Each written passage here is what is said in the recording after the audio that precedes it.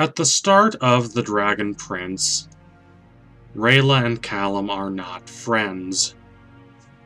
Callum does not hate Rayla, even though she came very close to murdering him. And though this was not her intention, that is only because her intention was to kill his brother, Ezrin. Rayla does not hate Callum either, but she knows that she is supposed to because she is an elf. Her true feelings toward Callum are much more complicated, and she is not fully aware of the nature of these feelings for a good portion of the show. Eventually, the two of them grow to care about each other. They become friends. They see that they can help each other out, and they see the real value in each other. But the point at which that relationship becomes romantic is harder to quantify. Sure, you could say it became a romantic relationship when they kissed for the first time. Or when they kissed for the second time, this time with no doubt that this is exactly what they wanted, and this relationship is what they thought the bond between them should be. It should be romantic. But Rayla's feelings toward Callum start sooner than that. How soon they start is the question. It is far easier, rather, to understand when Callum's feelings toward Rayla started, or at least when those feelings started being recognized as romantic by him. When she kissed him for the first time, he was shocked. Not because he was necessarily opposed to being in that sort of relationship with her. Instead, it was because he never really considered the possibility of it. His romantic feelings had always been directed toward Claudia. In his teenager's mind, it was always Claudia that he was going to end up with, if he was going to end up with anyone. He had not really considered the possibility that there were other people that he could end up with, but Rayla made him consider that. It is not entirely certain that he had not had any romantic feelings toward Rayla at this point, but it is certain that if he had not recognized them as such. Once he considers them, he accepts that yes, his affection for Rayla is more than platonic. Yes, his love for her is deep and true and real, and yes, he will do just about anything for her, even if that means diving off a cliff in a reckless attempt to save her life, even though it means endangering his own life. But in order for him to come to the conclusion that his feelings are romantic, she has to act on her own romantic feelings. And of course, before she acts on these feelings, she must first consider that these feelings exist. So when exactly does that happen? We know that she discovers she has feelings for him before the end of Season 2. As in the last episode of that season, she very nearly confesses her feelings for him. When Callum wakes from his dark magic-induced coma, Rayla becomes incredibly embarrassed and quickly backpedals, stopping herself from making any grand statements. But even if Callum was not awake to hear her declarations, we, the audience, were, and that shapes our views toward her and what we think about her views toward Callum.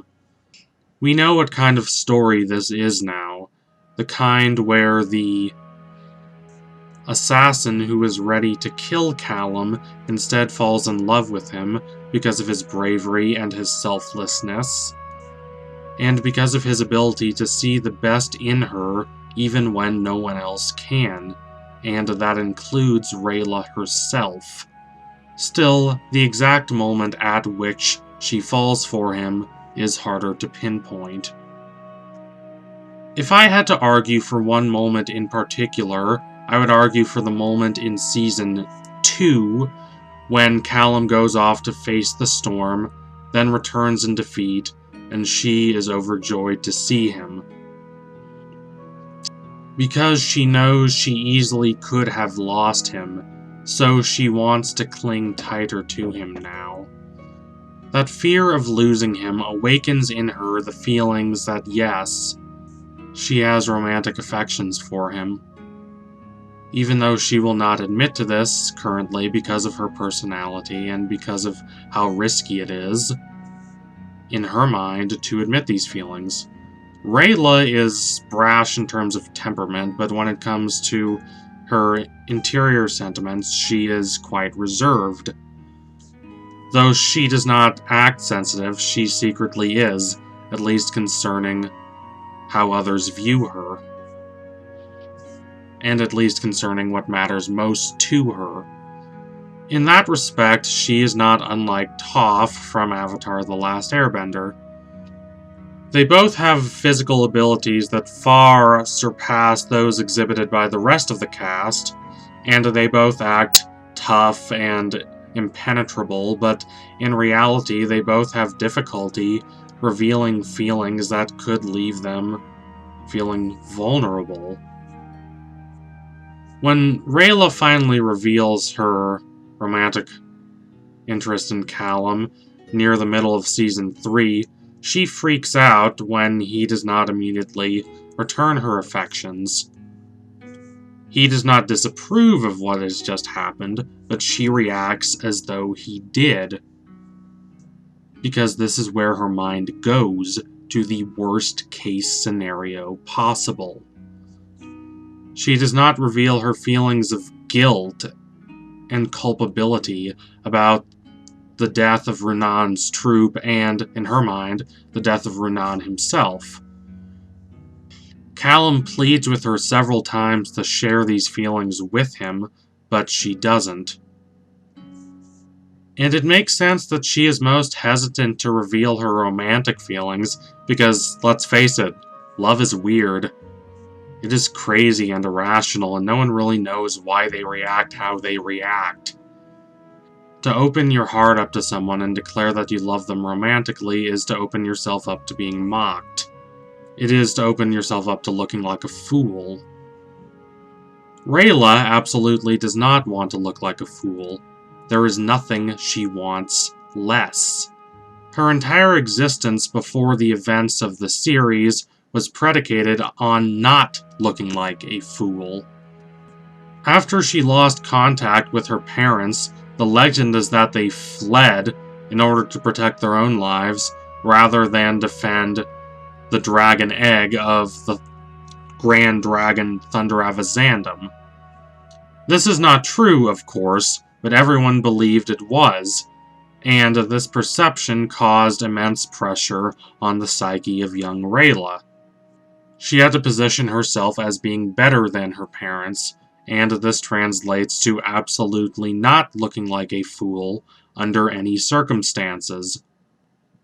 So for her to open herself up to Callum and assure him that, yes, she loves him and wants to be with him, and is willing to look like a fool in order to assure him of her affections, for someone like her, that takes a lot of effort. However, that also means it is hard to pinpoint an exact moment when she develops her romantic feelings for Callum. She developed these affections significantly before she acted on them. The earliest possible moment could have been on their boat ride in Season 1.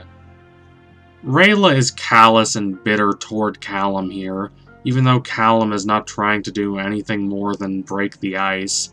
But Callum does not care. He keeps trying, and eventually he gets through to Rayla, and she starts to accept that it might not be completely terrible to travel around the world with him.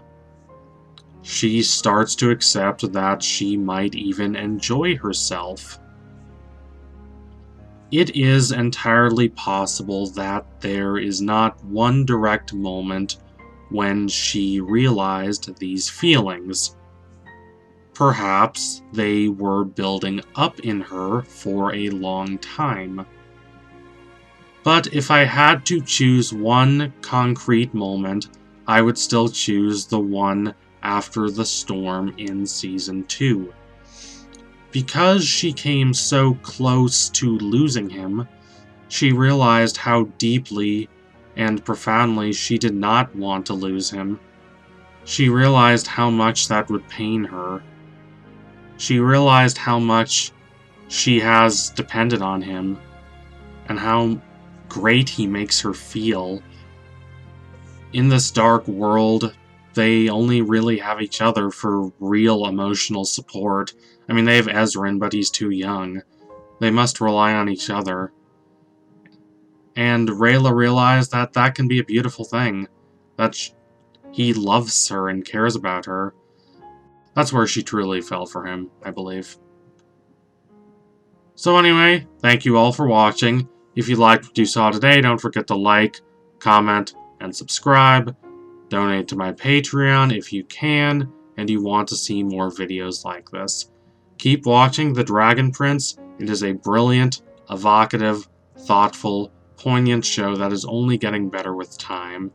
I can't wait to see what it does in Season 4, and I really do hope we get that Season 4.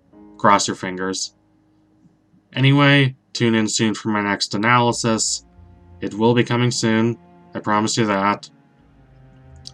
Take care, keep safe. Thank y'all again.